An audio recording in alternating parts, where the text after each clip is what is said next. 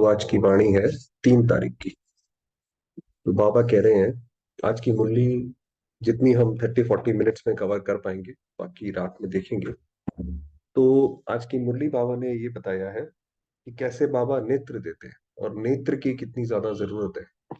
तो उसकी जब बात करेंगे आगे, तो बाबा कह रहे हैं, मीठे बच्चे, बाप आए हैं तुम्हें ज्ञान का तीसरा नेत्र देने, जिससे तुम सृष्टि के आदि मध्य अंत को जान बुद्धिमान बनो। आप देखेंगे आज के समय जो मनुष्यों की हालत है, जो संसार की हालत है, वो ऐसा है जैसे कि किसी को कुछ यही नहीं पता कि कौन सी चीज सही है, कौन सी चीज गलत है। क्योंकि आप देखेंगे दुनिया में हर उस चीज का प्रचार होता है जो गलत है।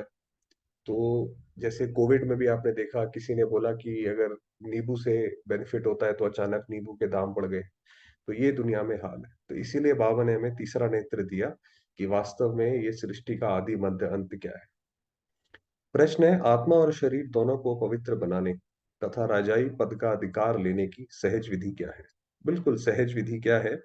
तुम्हारे पास देह सहित जो भी पुराना कफन है उसे एक्सचेंज करो। कफन है माना अभी हमारे पास जो भी चीज है, चाहे वो धन है चाहे वो संबंध है, वो सिर्फ है ही इसलिए ताकि हमें अपने पुराने कर्मों का भोग जो है, कर्म भोग अपना पूरा कर सके। तो इसीलिए बाबा ने कहा कि आप सबसे पहले एक काम करो कि जो भी आपका है, क्योंकि हम परम धाम से तो हम खाली हाथ ही आए थे। तो बाबा कहते हैं भी जो जैसे आप आए थे वैसे ही वापस जाना है। तो यहाँ पे जो भी है वो सब बाबा को, बाबा का वापस, तेरा तुझको अर्पण। तो जो कखपन है उसे एक्सचेंज करो, बाप के हवाले करो, पूरा बलि चढ़ो, बाप को ट्रस्टी बनाओ। तो कुछ भी देने की, कहीं पे करने की जरूरत नहीं है। बस जहां पे भी हम घर में हैं तो ट्रस्टी बन के रहे कि ये जैसे शिव बाबा की देन है और हम उसको यूज कर रहे हैं। इसमें हमारा अपना कोई डायरेक्ट हक नहीं है कि हम अपने हिसाब से यूज कर सकते। श्रीमत पर चलते रहो तो आत्मा और शरीर दोनों पवित्र बन जाएंगे, और जैसे जैसे बाबा बताते हैं वैसे वैसे उस पर चलते रहो, राजाई पद प्राप्त हो जाएगा। जनक भी बलि चढ़ा तो उनको जीवन मुक्ति मिली। तो तुम बच्चे भी बाप को वारिस बनाओ, वरना आप समझिए ये जो संसार है, सृष्टि है, ये तो डूबता जहाज है, जिसमें एक जहाज में धीरे धीरे धीरे धीरे उसमें पानी भर रहा है और वो डूब रहा है, तो उसका तो कुछ भी काम नहीं आता। हाँ, अगर हमने बाबा को वारिस बनाया और उसके कार्य में लगाया, तो जैसे कि फिर उसका एक्सचेंज हो गया, फिर तो वो ट्रांजैक्शन हो गया। तो 21 जन्मों का अधिकार मिल जाए अगर बाप को वारिस बनाए कि ये सब शिव बाबा का है, हमारा अपना मैंपन खत्म है। जैसे गीत है, नया हीन को राह दिखाओ प्रभु, पग पग डो। ओम शांति। बच्चों ने गीत सुना, ये भक्त भगवान को पुकारते हैं। तो आप देखेंगे हमेशा जो पहला पैराग्राफ होता है उसमें हमेशा बाबा या तो गीत से शुरुआत करते हैं या एक बैकग्राउंड बिल्ड करते हैं। तो पहले तो ये बताया कि ये गीत कौन गा रहा है, तो ये भक्त जैसे भगवान को पुकार कि नयन ही नयन। भगवान को पूरा ना जानने के कारण मनुष्य कितना दुखी है। आप देखेंगे जो वास्तव में, जो जैसे हम सेशंस में भी बात करते हैं, सबसे ज्यादा दुख है वो है ही इसी बात का कि भगवान को नहीं जानते। अगर ये पता हो कि भगवान न्यायकारी है, वो सदैव हमारे साथ है और हमें सबसे ज्यादा प्यार करता है, तो फिर हमें किस चीज का दुख होगा? कोई दुख नहीं होगा। कितना माथा मारते रहते हैं भक्ति मार्ग में। सिर्फ इस जन्म की बात नहीं है, जब से भक्ति मार्ग शुरू हुआ है तब से धक्के खाते रहते। जब से द्वापर से शुरू हुआ, किसी ने बोला भगवान वहां मिलेगा, वहां गए, यहाँ गए। इसीलिए कहते हैं चारों तरफ लगाए फेरे फिर भी हरदम दूर रहे। धक्के खाते रहते हैं। भारत में ही पूज्य देवी देवताओं का राज्य था, जिसको स्वर्ग सचखंड कहा जाता था। अब ये नहीं पता लोगों को। अब भारत झूठ खंड है। अब भारत में हर जगह झूठ है। आप कहीं पे भी कुछ करेंगे, जब तक कुछ उसमें कोई ब्राइब नहीं दी जाती है तब तक काम नहीं होता है। तो जब झूठ खंड हो गया। भारत की महिमा बड़ी जबरदस्त है। जैसे हम, आप पुराने अगर हिस्टोरियन का उठा के देखेंगे, तो सतयुग त्रेता युग की तो बात दूर रही, अगर आप द्वापर कलयुग की भी, जब अंग्रेज आए उससे पहले भी अगर भारत की आप पढ़ेंगे, तो इतनी जबरदस्त महिमा है कि आपको देख के लगेगा कि सतयुग में भारत क्या नहीं हुआ। तो क्यों महिमा है? क्योंकि भारत परम पिता परमात्मा का बर्थ प्लेस है। उसका असल नाम शिव ही है। शिव जयंती मनाते हैं। रुद्र व सोमनाथ जयंती नहीं कहा जाता, तो शिव जयंती कहा जाता है।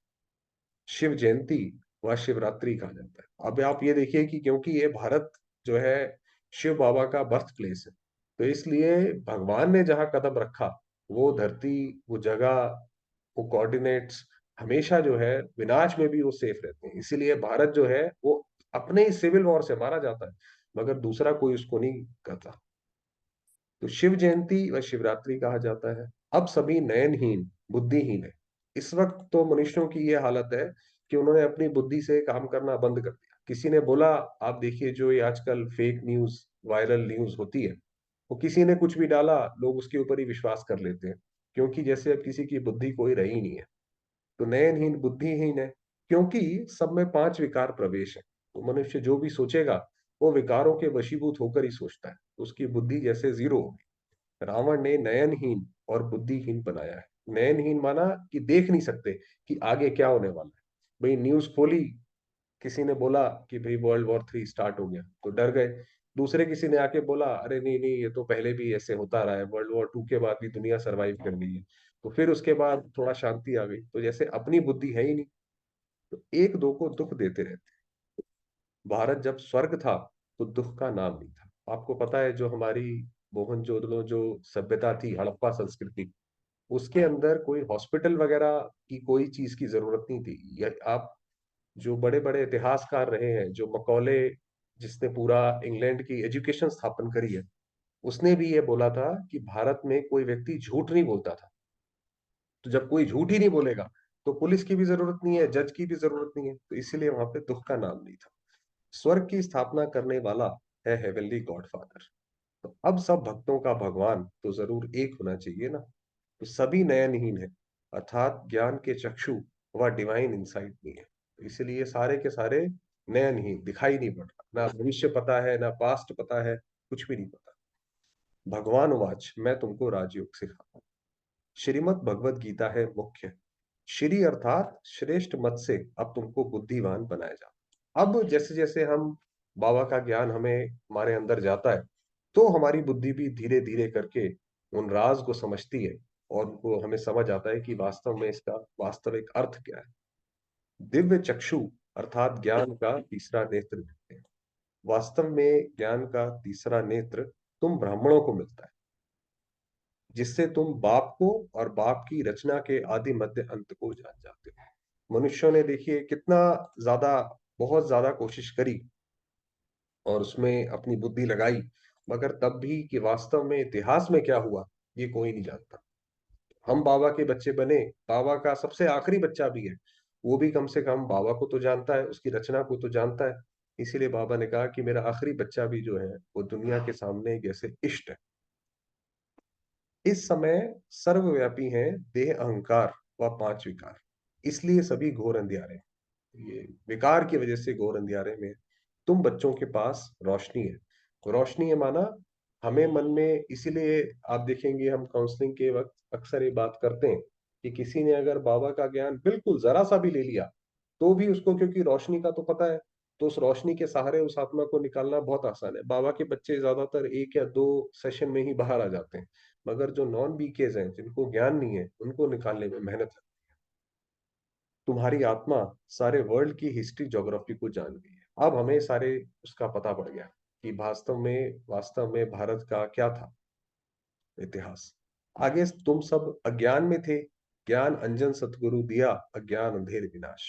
जो पूज्य थे वही फिर पुजारी बन पड़े हैं। कितनी बड़ी बात है कि हम ही पूज्य थे। पूज्य हैं रोशनी में, पुजारी हैं अंधेरे में। परमात्मा को आपे ही पूज्य, आपे ही पुजारी नहीं कह सकते। वह तो है ही परम पूज्य, सबको पूज्य बनाने वाला। तो बाबा की महिमा अलग है, हमारी जो महिमा है अलग है। उनको कहा जाता है परम पूज्य, परम पिता परमात्मा। कृष्ण को थोड़े ही ऐसे कहेंगे। आप देखिए जो ज्ञान का सागर होता है, जिसने कोई सब्जेक्ट बड़ी गहराई से पढ़ा होता है, वो हर एक एक एक शब्द के अंदर डिफरेंस बता सकता है कि ये वास्तव में इसका ये अर्थ है, इसका ये अर्थ है। तो इसी तरीके से बाबा ने कहा कि परम पिता परमात्मा वो हमेशा परम पूज्य है। उसके लिए ये सवाल नहीं है कि वो पुजारी बने, या उसकी उसकी महिमा अलग है, और कृष्ण की जो है महिमा बिल्कुल अलग है। तो दोनों में डिफरेंस है। उनको सब गॉड फादर नहीं कहेंगे, निराकार गॉड को ही सब गॉड फादर कहते हैं। तो वह भी आत्मा, परंतु परम, इसलिए उनको परम पिता परमात्मा कहा जाता है। आत्मा और परमात्मा का रूप एक ही है, अब आप देखिए, जब हम भक्ति में, जब लोगों ने भगवान की महिमा करी, तो गीता में तो बोला कि वो पहाड़ों में हिमालय है, ऐसे ऐसे करके बहुत अच्छी महिमा करी। तो हम लोगों ने सोचा भगवान कोई जरूर कोई विशाल होगा। और बाबा ने बताया कि बच्चे सबसे, बाबा तो निराकार ज्योतिर्बिंदु है। और बाद में साइंस से भी पता पड़ा कि जो चीज जितनी छोटी है उतनी ज्यादा पावरफुल है। और ये जो न्यूक्लियर बॉम्ब, एटम बॉम्ब, ये जो एटॉमिक बॉम्ब ये सारे निकले हैं, ये मनुष्यों को तब पता पड़े जब उन्होंने एटॉमिक एनर्जी पढ़ी। तो जरूर हम आत्मा है, वह परम आत्मा सदैव परम धाम में रहते। अंग्रेजी में उनको सुप्रीम सोल कहा जाता है। बाप कहते हैं तुम गाते भी हो, आत्मा परमात्मा अलग रहे बहु का। ऐसे नहीं परमात्मा परमात्मा से अलग रहे बहु का। ये भी एक जानने की बात है कि हम सारे ही भगवान है, कि हम सारे ही परमात्मा है, ऐसा नहीं है। नहीं, पहले नंबर का अज्ञान है। अब देखिए, आप देखेंगे ये पूरे सृष्टि में सिर्फ दो ही शेप्स है, एक है सर्कल, दूसरा है ट्री। तो ये जो ज्ञान अज्ञान, ये भी जो कल्प वृक्ष की शेप में ही निकलता है। तो उसमें भी सबसे बड़ा ज्ञान है कि आत्मा सो परमात्मा, और परमात्मा सो आत्मा, कहना कि हम ही भगवान है, ये वाली बात कह दी तो सब कुछ ही जैसे गलत कर दिया। भाई कहा जाता है किसी देश को आपने अगर उसको बिगाड़ना है, उसको बर्बाद करना है, तो कहते हैं कि भाई उसकी एजुकेशन आप छीन लो, मतलब उसका ज्ञान छीन लो। जब अंग्रेजों ने भी भारत के ऊपर राज्य किया, उनको बड़ी दिक्कत आई कि भारत के ऊपर राज्य कैसे करा जाए। तो इसीलिए उन्होंने भारत का इतिहास सबसे पहले तबाह किया। तो वो एक अलग बात है कैसे उन्होंने आर्यन फिलोसफी लेकर आए। तो बाबा ने कहा पहले नंबर का ज्ञान है कि आत्मा सो परमात्मा क्या। आत्मा तो जन्म मरण में आती है, परमात्मा थोड़े ही पुनर्जन्म में आते हैं। बाप बैठ समझाते हैं तुम भारतवासी स्वर्गवासी पूज्य थे।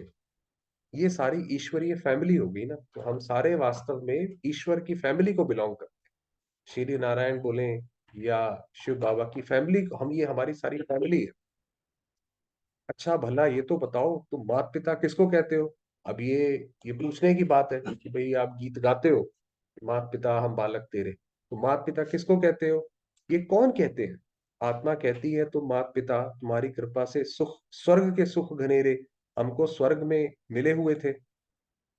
तुम माता पिता आकर स्वर्ग की स्थापना करते हो, तो हम आपके बच्चे बनते हैं। तो माना, जैसे पहले बोला बाबा ने कि बुद्धिहीन है, तो बुद्धिहीन कौन है, जिसको ना अपने बारे में पता है ना भगवान के बारे में। कि बोला तो सही भगवान को कि तुम मात पिता, पहली बात तो तुम कौन हो, पिता कौन है। और वो सुख घनेरे क्या करते हैं कि किसी की नौकरी लगवा दी, किसी को बच्चा दे दिया, बस यही सुख घनेरे हो गए, यही मिल गया सुख बस। तो बाप कहते हैं मैं संगम पर ही आकर राजयोग सिखलाता हूँ नई दुनिया के लिए। बाप आकर समझाते हैं तुम मुझे भूल गए हो। ये, जैसे आप पूरा देखेंगे, ये ड्रामा है ही कि स्मृति और विस्मृति का पूरा खेल है। जब हम स्वर्ग में गए तो बाबा को ही भूल गए, तभी हमारी गिरावट शुरू हुई। मेरी तो शिव जयंती भी भारत में मनाते हो ना, गाया भी जाता है शिवरात्रि। कौन सी रात्रि, ये ब्रह्मा की बेहद की रात है। तो ये वास्तव में ये ब्रह्मा की बात है। संगम पर आकर रात से दिन अर्थात नर्क से स्वर्ग बनाते हैं। शिवरात्रि के अर्थ का भी कोई को पता नहीं, उन्होंने तो शिवरात्रि का अर्थ ही जो है अलग निकाल दिया कि वो कहते हैं भाई शिव और पार्वती का मिलन है। तो वो तो ये मानते हैं भगवान है निराकार। मनुष्यों के तो जन्म बाई जन्म शरीर के नाम बदलते हैं। परमात्मा कहते हैं मेरा शारीरिक नाम ही नहीं है। हमारे, हम आत्माएं जैसे जैसे जन्म लेती हैं, भाई के शरीर में भाई का नाम, बहन के शरीर में बहन का नाम। शिव बाबा का कोई ऐसे नाम नहीं, उसके तो गुणवाचक नाम है, कर्तव्यवाचक, कि जो उसने कर्तव्य किए उसके नाम है। मेरा नाम शिव ही है। मैं सिर्फ बूढ़े वानप्रस्थ तन का आधार लेता, ये पूज्य था, अब पुजारी बनना है। आप देखिए जब भगवान भी आएगा कोई तन में, तो वो कौन से तन में आएगा। पहली बात तो वो तन सबसे बड़ा भक्त होना चाहिए। अच्छा, भक्त भी सिर्फ एक जन्म का ना हो, क्योंकि भगवान तो त्रिकालदर्शी है। तो वो उसमें आएगा जिसने पिछले जन्मों में ही सबसे ज्यादा भक्ति करी है। तो बाबा ने इसीलिए बोला कि जिस वानप्रस्थ तन में आता हूँ यही पूज्य था, और अब पुजारी बना है। शिव बाबा आकर स्वर्ग रचते हैं, हम उनके बच्चे हैं, तो जरूर हम उन स्वर्ग के मालिक होने चाहिए ना। अब देखिए बाबा की जो नॉलेज है वो पूरी रीजनिंग के साथ चलती है। भाई भक्ति में तो हनुमान जी ने पहाड़ उठाया, तो हमने भी बोल दिया जय श्री राम। किसी ने नहीं पूछा कि उन्होंने पहाड़ उठाया कैसे। पहाड़ को अलग कैसे किया, कहाँ पे खड़े होकर पहाड़ उठाया, कितने बड़े उनके हाथ थे। बस जी, जय श्री राम। अगर बाबा जब मुरली सुनाते हैं तो उसके अंदर पूरा बताते हैं कि भाई शिव बाबा आकर स्वर्ग रचते हैं। बाकी धर्मों में तो उसको बोला हेवनली गॉड फादर, और ये बोला भगवान हेवन में भगवान हेवन में रह रहा है, और उसके बच्चे हम जो हैं वो यहाँ नर्क में पोल्यूटेड हवा, पोल्यूटेड वाटर के साथ हैं। तो ऐसे नहीं है। बाबा ने कहा हम जरूर स्वर्ग के मालिक होने चाहिए। वह शिव बाबा है ऊंचे से ऊंचा। ब्रह्मा विष्णु शंकर का पार्ट अपना अपना है, हर एक एक्टर का पार्ट अपना है। हर एक आत्मा में अपना सुख का पार्ट लूंधा हुआ है। हर एक आत्मा का पार्ट जो है वो अपने आप में यूनिक है। इसीलिए हम किसी और को फॉलो करके अपने पार्ट को पूरा नहीं पा सकते। तो हमें अपने पार्ट के लिए तो एक शिव बाबा को जब हम याद करेंगे तभी वो हमारा पार्ट रिवील। बाप कल्प कल्प आकर भारतवासियों को स्वर्गवासी बनाते हैं, उसको भूल गए हैं। कहते हैं फलाना स्वर्गवासी हुआ, अरे अब तो नर्क है, तो पुनर्जन्म जरूर नर्क में ही लेंगे ना। हमारा जैसे कोई शरीर छोड़ता है तो उनको बोलते हैं कि भाई ये स्वर्गवासी, तो स्वर्ग में कहा गया, ऊपर कहीं चला गया। तो बाबा ने कहा जब है ही यहाँ पर नर्क, तो फिर यहीं पे ही पुनर्जन्म लेगा ना, यहीं के ही सारे अपने खाते हैं वो दोबारा पूरे करेगा। तो फिर तुम उनको नरक का भोजन क्यों खिलाते? चलो भाई ये भी बात ठीक है, वो स्वर्गवासी हो गया, अब तो वो स्वर्ग में चला गया, वहां पे वो सुखी है, तब उसी का नाम तो स्वर्ग है। तो फिर आप वापस क्यों बुलाते हो कि भाई ये लो, ये उनके प्रति भोजन है, या फिर उनके प्रति ये हमने दान दिया है। स्वर्ग में तो अथाह वैभव है, फिर उनकी आत्मा को मंगाकर नरक का भोजन क्यों खिलाते हो? तो ये तो आपकी बात ही कटाक्ष हो गई। पतित ब्राह्मण को खिलाते हो, प्याज आदि खिलाते हो, वहां थोड़े ये होता है, वहां पे स्वर्ग में थोड़ी ऐसी चीजें हैं। तो देखो भारत की क्या हालत हो गई है, कि आप देखिए जैसे भारत को पहले कहा जाता था कि यहाँ एक व्यक्ति झूठ नहीं बोलता। आपको पता है विदेशों में कई जगह ऐसी बसेस हैं, ऐसी ट्रेन है कि आप उसके अंदर चढ़ जाइए और कोई कंडक्टर नहीं है जो टिकट चेक करे। आप अपने आप जाइए और अपने आप टिकट अपनी लीजिए, क्योंकि वहां पे वो उनका अपने नागरिकों पे विश्वास करते हैं। और हमारे यहाँ अगर ऐसा हो जाए तो लोग टिकट लेना ही बंद कर दें। तो एक वो भारत था जहाँ पे कोई झूठ नहीं बोलता था, जहाँ पे किसी ने अपनी जबान दे दी तो वो जबान खड़ी है। और आज ऐसी हालत हो गई है कि अगर कोई व्यक्ति सच बोलता है तो उसको दबाया जाता है। तो बाबा ने कहा क्या हालत हो गई है? भगवान वाच अब मैं तुमको ज्ञान का तीसरा नेत्र दूंगा, तुम फिर से राजाओं का राजा बने। अब दोबारा से वो दिन की स्थापना बाबा कर रहे हैं।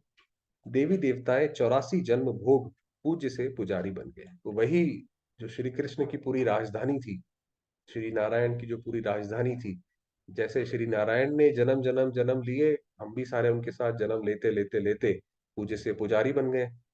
तुम जानते हो हम शिव बाबा के वारिस बने। माना शिव बाबा के पास जो वर्षा है, जैसे बच्चा पैदा हुआ तो भाई कहते हैं भाई ये हमारा वारिस है। उसी तरीके से जब हमने एक बार बाबा को बाबा कहा तो उसके वारिस तो बन गए, उसकी जो संपत्ति है वो तो हमें मिल गई। तो शिव बाबा ने स्वर्गवासी बनाया था, तब उनको सब याद करते हैं। ओ गॉडफादर रहम करो। साधु भी साधना करते हैं क्योंकि यहाँ दुख है, तो निर्वाण धाम जाना चाहते हैं। तो साधु, अब देखिए कैसे, जो बाकी जितने भी धर्म है वो अपने आप में कोई भी धर्म पूरा नहीं है। कैसे पूरा नहीं है भाई? साधु ये कहते हैं भाई देखो, उनका ये मानना है कि भाई राम के साथ रावण था, कृष्ण के साथ कंस था, तो दुख तो हर जगह है। तो वो कहते हैं कि भाई इससे तो हम इन सब चीजों से मुक्त हो जाए। जैसे भगवान की एबिलिटी पर ही क्वेश्चन उठा दिया कि भगवान जो है ऐसी सुख की दुनिया स्थापन कर ही नहीं सकता जिसमें स्वर्ग हो। इसीलिए वो कहते हैं भाई हमें आप मोक्ष दे दो। तो अगर आपने भगवान की एबिलिटी पे सवाल उठाया तो यानी भगवान को पूरा जाना नहीं। तो इसीलिए हर एक धर्म आप देखेंगे उसके अंदर जो सच्चाई पूरी नहीं है, सिर्फ एक में ही पूरा सत्य है।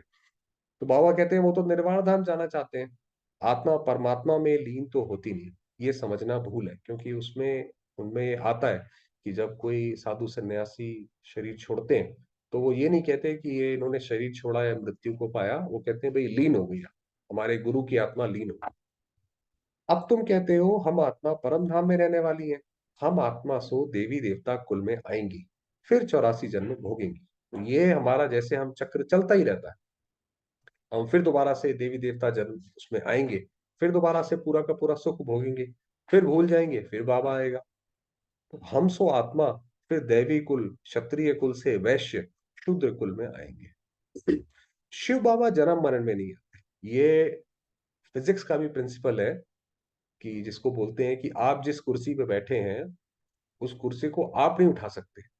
जैसे चूहा चूहेदानी में फंस गया तो उसको कोई दूसरा चाहिए निकालने के लिए। शिव बाबा भी जन्म मरण ले तो शिव बाबा भी फंस जाए, फिर उनको कौन निकालेगा? तो इसलिए बाबा नहीं आते, तो हम आते हैं। सिर्फ आकर शिव बाबा जन्म मरण में नहीं आते, सिर्फ आकर भारत को स्वर्ग बनाते हैं। जो ये गीता में आता है कि हे अर्जुन, मुझे तीनों लोकों में मुझे कुछ नहीं चाहिए, मगर जब तक मैं ना आऊं और मैं ना बताऊं कि पुण्य कर्म सत्य कर्म किसको कहते हैं, तब तक ये सृष्टि को कैसे पता पड़े। अभी वो कार्य कर रहे हैं कि ब्रह्मा के द्वारा दिखाया कि वास्तव में हर परिस्थिति से कैसे सत्य और धर्म के बल पे निकला जाता है। तो गाया भी जाता है, सतयुग में सूर्यवंशी श्री लक्ष्मी नारायण की डिनाइस्टी थी। जैसे क्रिश्चियन घराने की Edward the first, Edward the second, third चलता है, आपको पता है, ऐसे जो डायनेस्टी चलती है। तो जो सतयुग में भी जो 8 गद्दियां चलेंगी वो भी ऐसे ही चलेंगी। Vishnu the first, Vishnu the second, या लक्ष्मी नारायण दी फर्स्ट, तो ऐसे करके 8 चलेंगी। और उनकी सिंहासन के पीछे जैसे विष्णु की प्रतिमा होगी, माना विष्णु द्वारा पालना होगी। जैसे अभी आप देखिए हमारे हर जगह सेंटर पर ब्रह्मा की फोटो, ब्रह्मा बाबा की आपको फोटो मिलेगी। तो जैसे ब्रह्मा ने स्थापना की, ऐसे ही विष्णु द्वारा पालना हो। तो ऐसे चलती है वहां की गद्दियां। वैसे ही वहां भी Lakshmi Narayan the first, Lakshmi Narayan the second, third, ऐसे 8 डिनाइस्टी चलती है। आपको ये जान के आश्चर्य होगा कि जो पहले के राजा थे, जो भारत के राजा थे, मुगल या अंग्रेज नहीं, वो भी ये मानते थे कि हम विष्णु के वंशज हैं। तो वो भी विष्णु को ही जैसे मानते थे। तो ऐसे 8 डिनाइस्टी चलती हैं।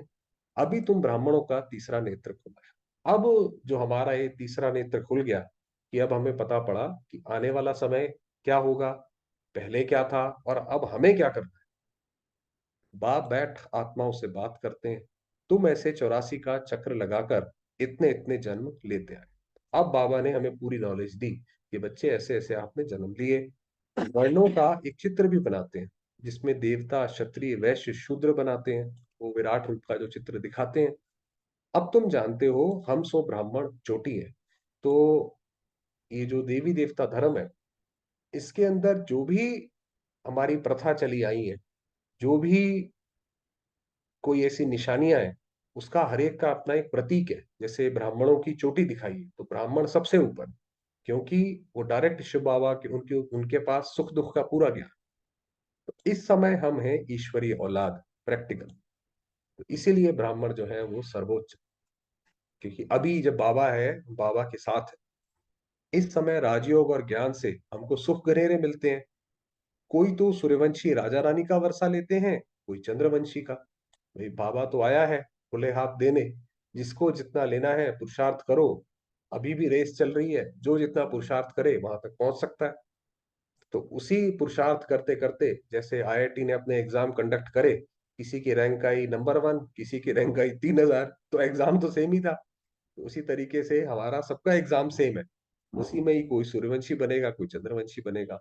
सारी किंगडम स्थापन हो रही है, किंगडम माना राजधानी स्थापन। हर एक अपने पुरुषार्थ से वह पद पाए। बाबा तो टीचर है। बाबा किसी के लिए ऐसा नहीं है कि इसके लिए कुछ स्पेशल करा, उसके लिए कुछ, उसने तो पढ़ाई पढ़ाई, जिसने वो पढ़ाई पढ़ी और उस हिसाब से अपनी तैयारी करी, एग्जाम पास किया, पद मिला। कोई अगर पूछे कि अभी पढ़ते पढ़ते हमारा शरीर छूट जाए तो क्या पद मिलेगा, तो बाबा बतला सकते हैं।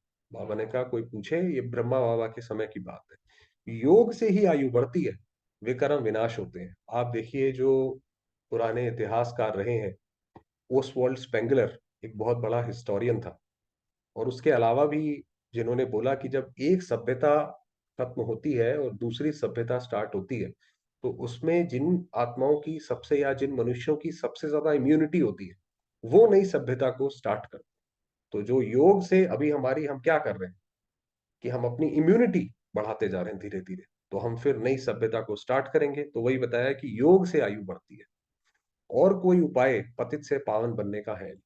और कोई दुनिया में कितनी भी थेरेपी बताए, कोई शॉर्टकट बताए, कोई कुछ काम नहीं आए। सिर्फ एक जो बाबा ने बताया वही काम।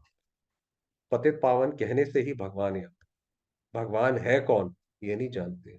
बाप कहते हैं मैं आता ही भारत में हूँ, ये मेरा बर्थ प्लेस है, यहीं पे ही सबसे ज्यादा मंदिर है। और यही विनाश के बाद भी जब ये पूरा धरती उथल पाथल होगी, तो भारत ही एक ऐसा रह जाएगा जो कि बाद में ये पीपल के पत्ते की शेप में निकलेगा। सोमनाथ का मंदिर कितना आलीशान था। आप सोचिए, भारत की जो है कितना यहाँ पे धन था कि एक राजा को एक मंदिर को लूटने में 17 बार आक्रमण करना पड़ा। एक राजा कितना भव्य होता है, महमूद गजनवी जो था, कि उसके पास किस चीज की कमी होगी, और एक छोटे से मंदिर को वो 17 बार आक्रमण करता रहा, एक बार नहीं लूट पाया, 2 बार नहीं लूट पाया। और व्यक्ति मंदिरों में कितना अपना धन लगाता है। किसी के पास अगर 100 रुपए कमाता है, मुश्किल से 2-3 रुपए का दान करता होगा, उससे ज्यादा क्या 5 रुपए का दान कर देगा। तो सोचिए भारत में कितना जो है धन धान्य था। तो ये बाप ही बच्चों को समझाते हैं, जिसके बाद फिर बाद में शास्त्र बनते हैं। हम ही आत्माएं, जो भी हम ज्ञान सुन रहे हैं, इनसे हमें सुख प्राप्त हो रहा है। जब हम ही द्वापर में जब हम दुखी होंगे, तो हम इसी ज्ञान को याद करेंगे, और हम ही सारे अलग अलग अलग अलग बैठ के ये शास्त्रों की रचना करेंगे। क्योंकि आत्मा की जो मेमोरी है, जैसे आत्मा अविनाशी है, तो उसके अंदर जो कर्म है, जो उसकी मेमोरी है, वो भी अविनाशी है। तो हम बनाएंगे। भक्ति मार्ग में ये यादगार बनना शुरू होते हैं। जब दुखी होंगे, तो फिर हम सारे के सारे ये शास्त्र बनाएंगे। जब पुजारी बनते हैं, तो पहले पहले सोमनाथ का मंदिर बनाते हैं। आप देखिए, जो शिव बाबा जहां पर आया, वो भी अविनाशी। जो ब्रह्मा बाबा ने जो सबसे पहले मंदिर बनाया सोमनाथ का, राजा विक्रमादित्य बन के, वो भी अविनाशी। सोमनाथ का मंदिर भी आज तक खड़ा है। और आपको ये जान के आश्चर्य होगा कि राजा विक्रमादित्य के लिए भी, आप अगर इतिहास में उठा के देखेंगे, तो उनके चरित्रों का भी गायन है। जैसे श्री कृष्ण का गायन है, ऐसे राजा विक्रमादित्य का भी गायन कम नहीं है। बाकी समय हुआ है, थोड़ा वरदान पढ़ते हैं, बाकी मुरली रात को कवर करेंगे। तो पूरी मुरली अभी तक यही बताई, सार यही था। बाबा ने बताया कि भाई, दुनिया नयनहीन है। आपको सारे आदि मध्य अंत का पता है। आदि मध्य अंत का क्या पता है? कि कैसे हम आत्माओं ने जन्म लिए, कैसे हमने अपनी यात्रा शुरू करी, और कैसे कैसे अब हम बाबा के पास हैं। और इस वक्त हम इस ड्रामा की सबसे डायमंड पीरियड हमारा जो है चल रहा है। तो उसको आप एंजॉय करें। और बाबा ने कहा पुरुषार्थ करके पद मिलेगा। पुरुषार्थ करें और सतयुग में अच्छा पद। तो जो पुरुषार्थ करेगा, जितने नंबर लेगा, उसके हिसाब से उसको पद मिलेगा। वरदान दिया कि अपने मस्तक बीच सदा बाप की स्मृति इमर्ज रखने वाले मस्तक मणि भव। आप देखिए, जैसे छोटा बच्चा होता है घर में, तो सारे उसको अपने जैसे गोद में खिलाते हैं। तो हम भी बाबा के बच्चे हैं। तो बाबा भी कहता है कि तुम मेरे मस्तक मणि हो। कि जैसे बाप, आपको पता है आत्मा तो ज्योतिर्बिंदु है। तो हम बाबा के मस्तक पे कैसे जाके मस्तक मणि बन सकते हैं? मस्तक मणि अर्थात जिसके मस्तक में सदा बाप की याद रहे। अगर हमारे मस्तक में हमेशा बाबा की याद है, तो जैसे हम बाबा की मस्तक मणि है। इसी को ही ऊंची स्टेज कहा जाता है। अपने को सदा ऐसी ऊंची स्टेज पर स्थित रहने वाली श्रेष्ठ आत्मा समझ आगे बढ़ते रहो, कि मैं वो आत्मा हूं जिसको बाबा अपने मस्तक पे लगा सकता है। अगर मान लीजिए किसी ने अपने चेहरे पे कोई ऐसी चीज लगाई जो कि वो शोभनिक नहीं है, तो लोग कहेंगे भाई ये क्या लगा रखा है। और आप देखिए, कोई बड़ा, कोई हीरा हो, सोना चांदी हो, तो वो बहनें जो है वो लगाती हैं। तो हमारी भी ऐसी ऊंची स्टेज हो। जो इस ऊंची स्टेज पर रहते हैं, वह नीचे की अनेक प्रकार की बातों को सहज पार कर लेते। भाई अगर हमारी इतनी ऊंची अवस्था है, तो बाकी जितनी भी बातें हैं, फिर हम उनमें ध्यान थोड़ी देंगे, जब हम इतनी ऊंची अवस्था पे बैठे हैं।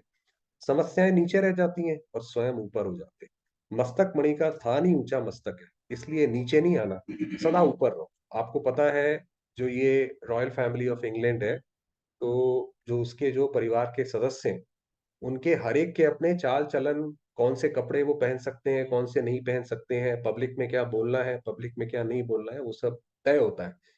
तो जैसे, क्योंकि उनकी अपनी नियम मर्यादाएं, तो उसी तरीके से जब बाबा ने भी हमें इतनी ऊंची स्टेज पर रखा, तो उसकी भी हमें नियम मर्यादाओं के साथ चलना पड़ेगा। वरना जैसे वहां पे हाल होता है, अभी वो क्या, उसकी जो प्रिंस का हाल हुआ कि उसको निकाल दिया, तो हमारा भी वही होगा कि लोग कहेंगे भाई ये मस्तक मणि के थोड़ी काबिल है। तो स्लोगन दिया, बेफिक्र बादशाह की स्थिति का अनुभव करना है, तो मेरे को तेरे में परिवर्तन कर। कि जो भी है हमारा, वो सब बाबा का है। हमें किस चीज की फिक्र है? बाबा ने ब्रह्मा बाबा को निकाला, देखो कैसे बैगरी पार्ट आया। ना कोई उस वक्त धन कमाने का साधन था, ना कुछ था, और हर तरफ से विरोध था। तो तब जैसे ब्रह्मा बाबा को निकाला, हम भी निकल जाएंगे। बस मेरे को तेरे को प्रेम। बाकी समय हुआ है 5 मिनट, बाबा को याद।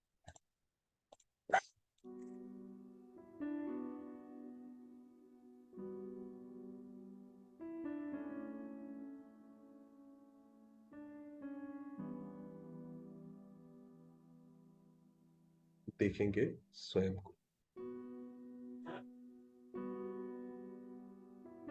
आत्मिक रूप में।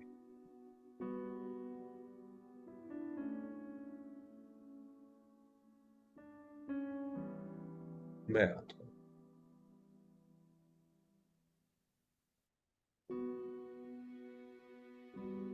ज्योतिर्बिंदु,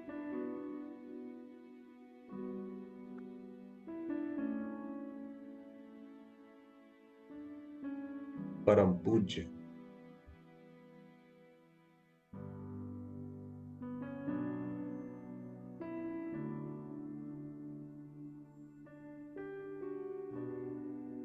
शांति की किरणें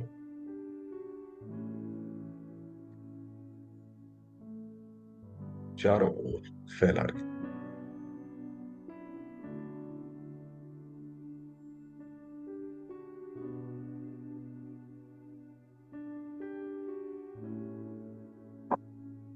शांति की देवी हूं।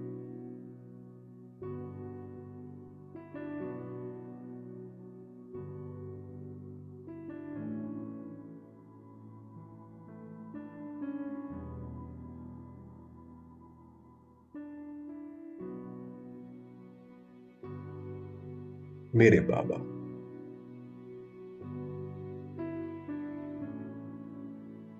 सर्वोच्च सत्ता,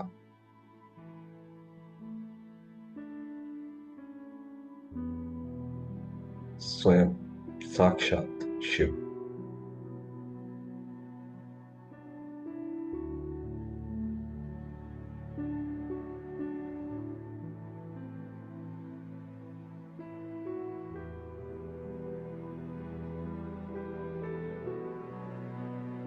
उनका अपार स्नेह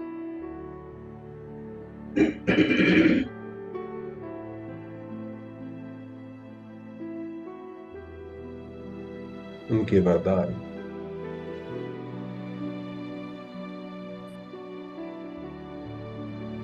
मुझ आत्मा पर बरसते।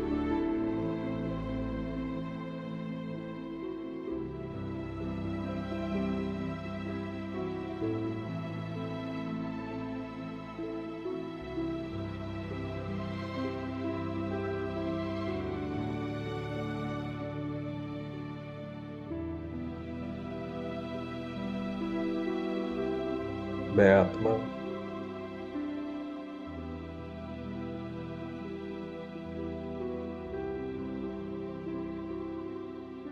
महान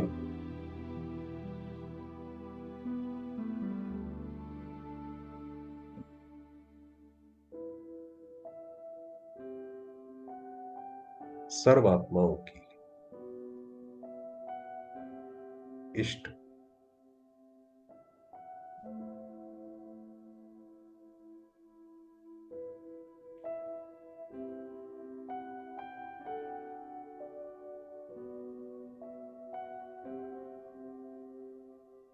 पूर्वज,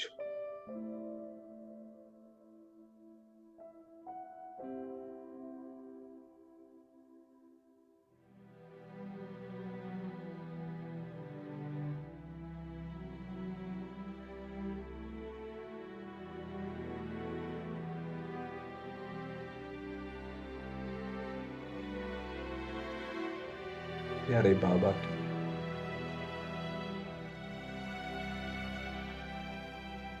डायरेक्ट संतान,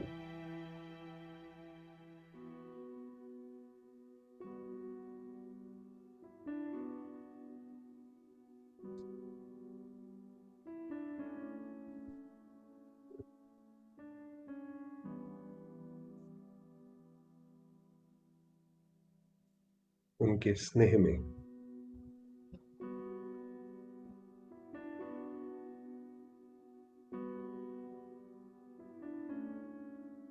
सानिध्य में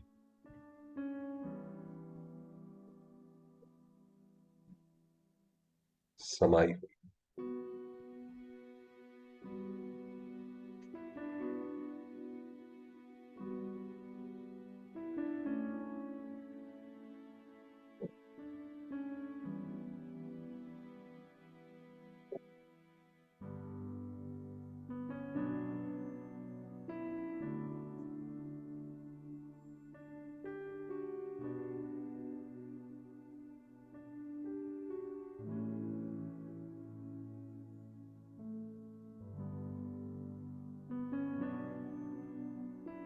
मुझ आत्मा के कण कण में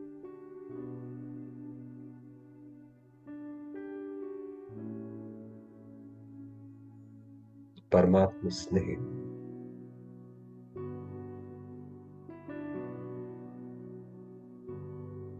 व्याप्त।